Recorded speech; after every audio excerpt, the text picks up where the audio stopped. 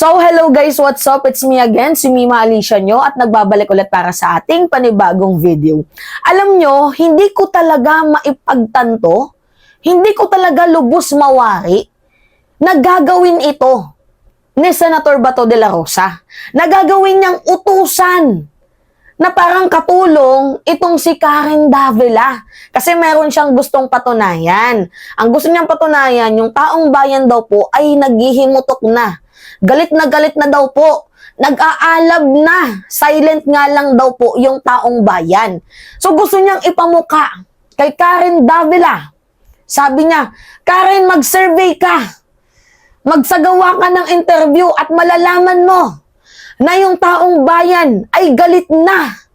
Oh my goodness, Senator Bato de la Rosa. Ano yung gustong i-portray na mensahe ni Bato de la Rosa na itong si VP Sara Duterte, once na magkaroon ng signal, na sige, mag-people power na kayo, makikita daw ng taong bayan na, makikita ng mamamayang Pilipino na galit na daw po ang taong bayan. Kanino? Walang iba sa administrasyon. Kasi pinuportray niya dito si Sara Duterte na yung mga supporters daw ni Sara Duterte is very silent. Kasi ganito yung issue. Ito panood ko sa inyo. Panood natin sa inyo mga minamahal. At saka yung ginagawa nila, too early to demolish a person.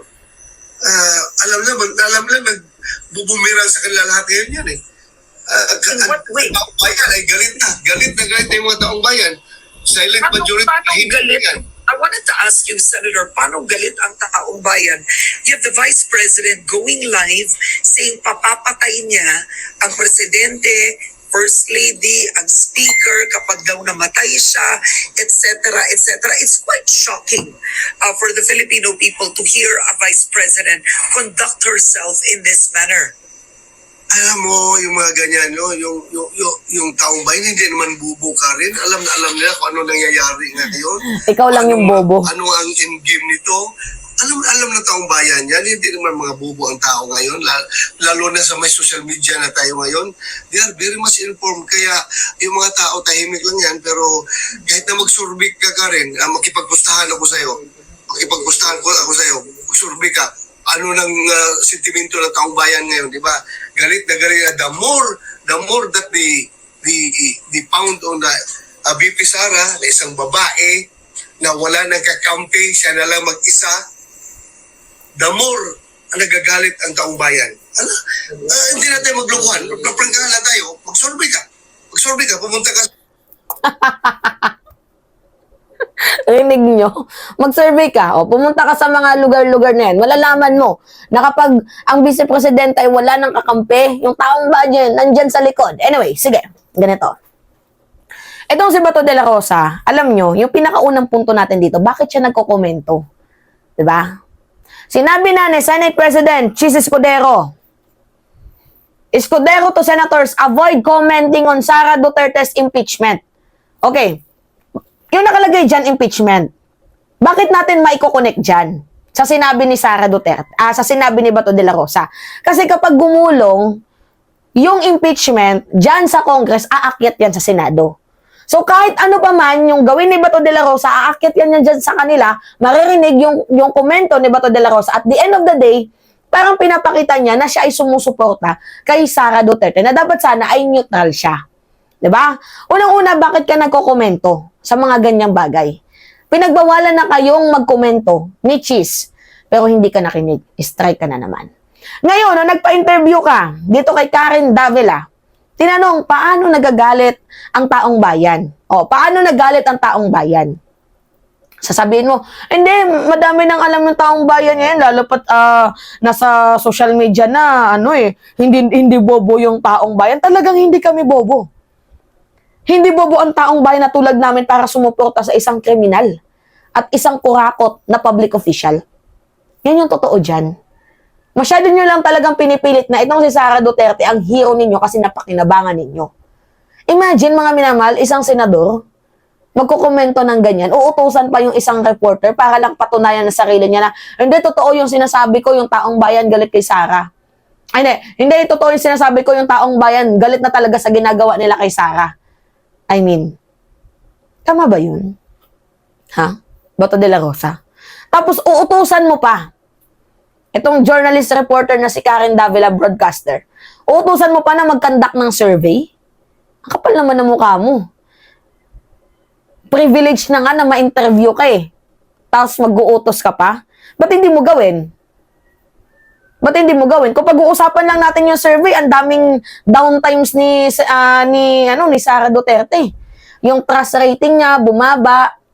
Yung approval rating niya, bumaba. 'Di ba? So, paano mo nasabi na galit ang taong bayan? Eh kung yung survey nga, dito kay Sara Duterte, ay pabaklas, pababa. Wait lang, may nakita akong survey dito eh. Sara Duterte, trust rating. Wait lang.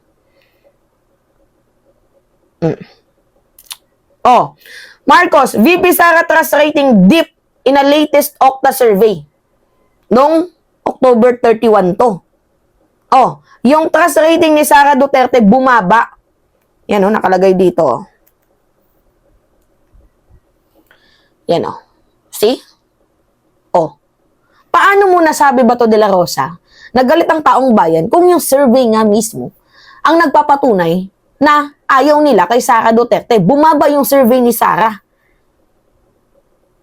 Slightly decline, significant drop, kung tawagin nga, according dito sa mga report, sa third quarter. So, ano yung gusto mong patunayan ba to? Masyado kang nagmamalay ng mga story, ah. Tigas talaga ng ulo mo, eh, no? Di ba, mga minamahal? Tigas ng pagbumuka ni Bato de la Rosa. Hindi ko alam kung bakit paulit-ulit niyang pinupuri itong si Sara Duterte. Kitang-kita na ang dami nang ang pagkakamali. Dapat sana nananahimik ka na lang. Kaya mga minamahal, darating na yung 2025 midterm election. Malapit na. Darating na. Hinay-hinay sa pagboto ng mga senador, ha? Hinay-hinay sa mga senador na para sa mamamayang Pilipino or para lang sa isang tao. Hinay-hinay kayo, kilalanin ninyo at hindi ko ini-inform, hindi ko nire-recommend na iboto ninyo itong si Bato de la Rosa. Kasi bukod sa sinungaling, talagang feeling mo siya yung batas eh. 'Di ba? Tingnan mo doon sa Kibuloy's issue. Nagsagawa ba naman ng sariling hearing doon sa Davao? Pinagtanggol si Kibuloy at pinapaalis yung mga pulis. Hindi ba naman hunghang? Kay Jonathan Morales na puro fake news. No, dito kay Bato de la Rosa. So yun po, kayo, mga minamahal, ano yung masasabi ninyo? Sa po itong kawalang hiyang ginawa ni Bato de la Rosa na uutusan si Karen Davila na magpa-survey. Kapal naman ang mukha mo. May pera ka, ikaw yung magpa-survey. Kay Malutikia. 'Di ba? Sa mismong survey firm ninyo. Alright, so, yun po, kaka-stress lang. 'Di ba? Mayroon kasing gustong patunayan eh. So, it's me again, si Mima Alicia nyo, at nagbabalik ulit para sa ating panibagong video.